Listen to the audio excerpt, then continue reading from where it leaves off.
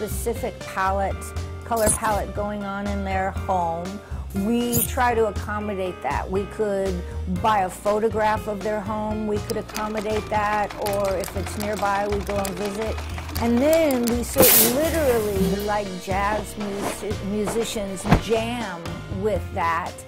And of course, that's the fun part for us. And then we just create these geometric designs. Throw out all the rules of what should and shouldn't work together, and we just put together things that rock our world.